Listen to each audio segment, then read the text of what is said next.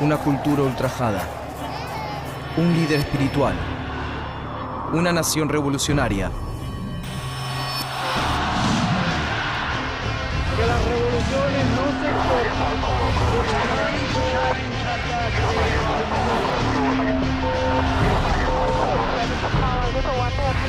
Está América de color.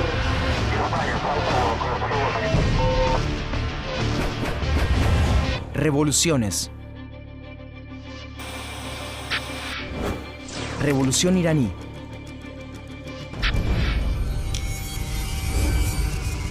(1907), el inicio. A principios del siglo XX, rusos y británicos pelean por establecer su control económico e ideológico en Irán y por modernizar al país. En 1907, un acuerdo entre ambos imperios divide el territorio iraní en dos áreas de dominación, una para cada parte. En 1914, cuando estalla la Primera Guerra Mundial, el territorio iraní se vuelve un campo de batalla forzado. El emperador, o Shah de Irán, Ahmad Shah Qajar, es un gobernante débil y no puede impedir que tanto rusos como británicos usen el suelo iraní para atacar desde allí al Imperio Turco Otomano. Y la ocupación se incrementa cuando tiempo más tarde los británicos deciden luchar desde Irán contra la Revolución Rusa. Crece la indignación en la población iraní por las invasiones continuas al suelo de la nación. 1929, las primeras revueltas. En 1919, el emperador iraní Ahmad Shah Qajar firma un polémico acuerdo con Jorge V, rey del Reino Unido y emperador de la India, mediante el cual Irán cede la explotación petrolera en forma casi hegemónica al Reino Unido y obtiene a cambio la construcción de un ferrocarril, armamento, un préstamo de 2 millones de libras y consejeros británicos para asesorar al gobierno. Surge el descontento popular por la incesante ocupación extranjera, crecen el nacionalismo y la lucha interna por el control del país. En 1920 se funda el Partido Comunista de Irán para imponer nuevas ideas. Ese mismo año, un joven huérfano comienza sus estudios religiosos, un joven que llegará a convertirse en el más influyente ayatolá. Nombre: Rollah Khomeini.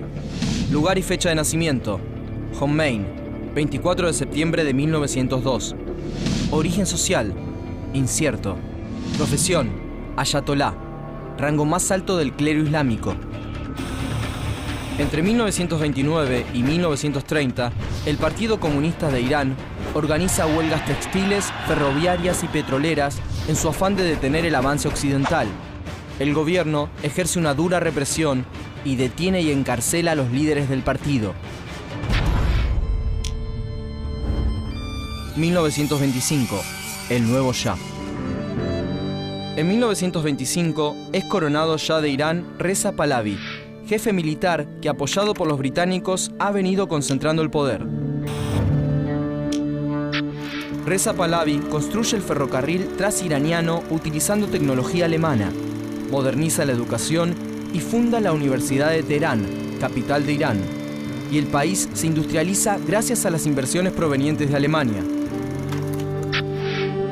Gobernados por el nuevo Shah, los iraníes ven que sus costumbres musulmanas se van perdiendo. El occidentalismo amenaza las tradiciones y la religión del pueblo iraní. 1941, el último Shah. Durante la Segunda Guerra Mundial, Irán se vuelve de vital importancia estratégica por su ubicación y su petróleo. En junio de 1941, cuando Alemania invade Rusia, los aliados, principalmente Estados Unidos y Gran Bretaña, necesitan proveer de armamento y comida a los rusos. Solo pueden hacerlo desde Irán, utilizando el tren transiraniano. Así, rusos y aliados invaden Irán justo antes de que el Shah se pronuncie a favor de Hitler. Invadido, el emperador le cede el poder a su hijo, Mohammad Reza Pahlavi, quien será el último Shah de Irán.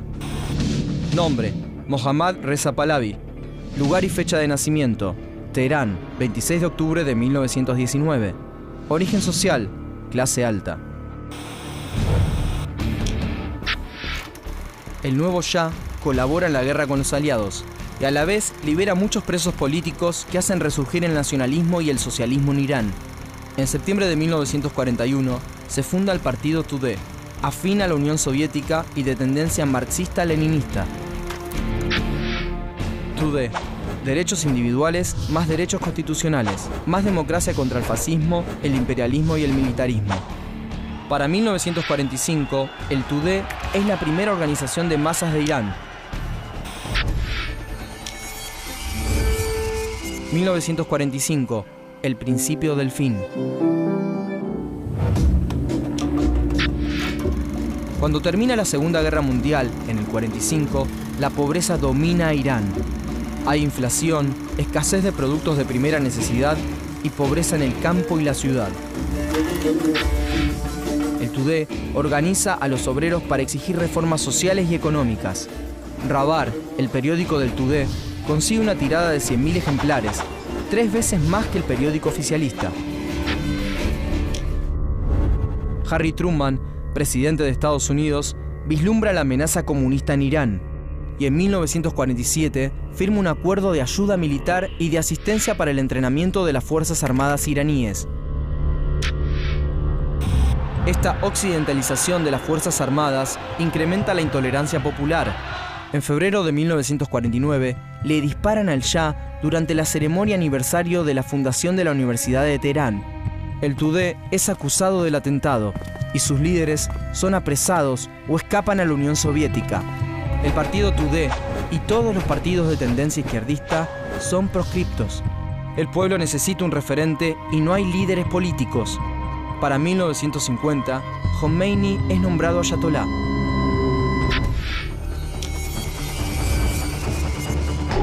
...1957... la Sabak.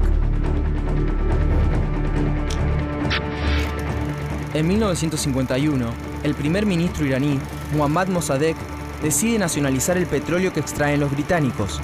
El Reino Unido prohíbe a Irán vender el petróleo y amenaza con enviar su flota de guerra. Como respuesta, en 1952, Mossadegh hace una histórica defensa de su decisión ante las Naciones Unidas, que no brindan solución al conflicto. Así, el Reino Unido, junto con los Estados Unidos, da un golpe de Estado y destituye a Mossadegh. Sin primer ministro y sin partidos opositores, el poder en Irán no es del pueblo, sino únicamente del Shah.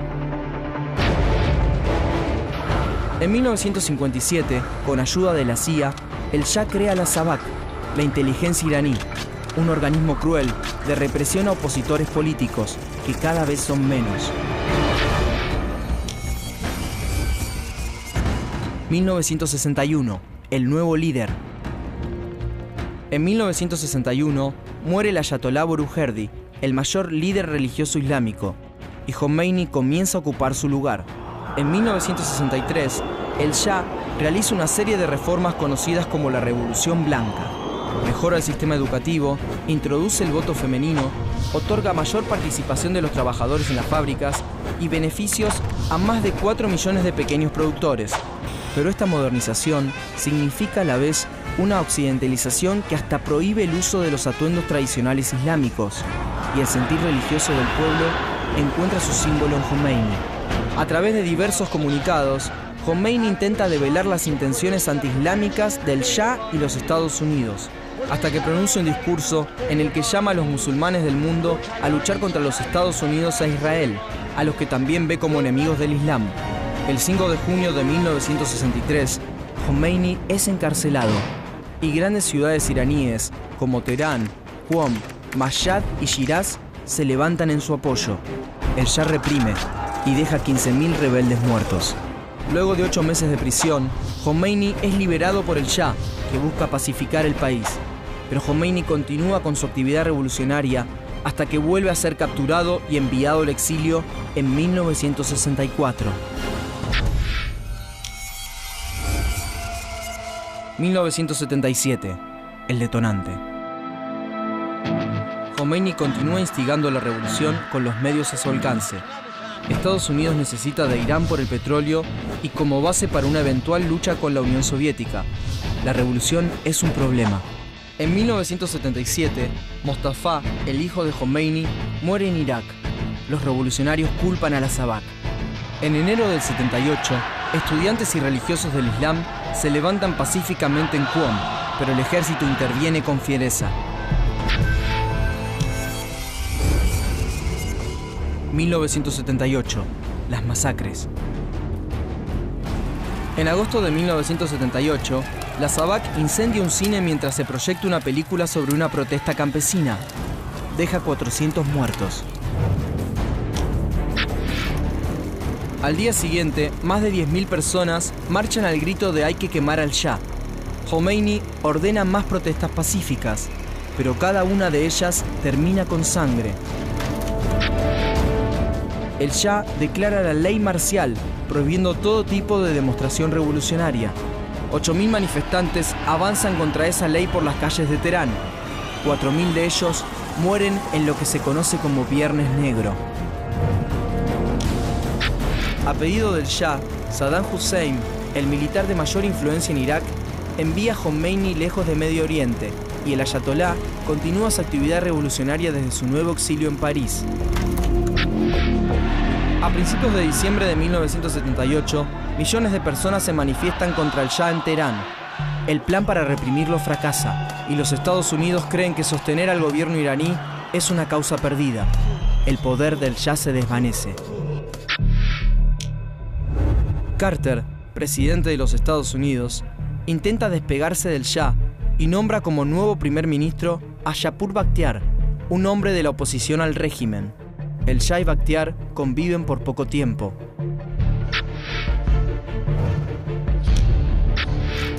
Sin ningún tipo de apoyo extranjero, el 26 de enero de 1979, el Shah abandona un Irán repleto de protestas en su contra, y Bakhtiar libera presos políticos, otorga libertad de prensa, disuelve la SAVAK y permite el retorno de Jomeini.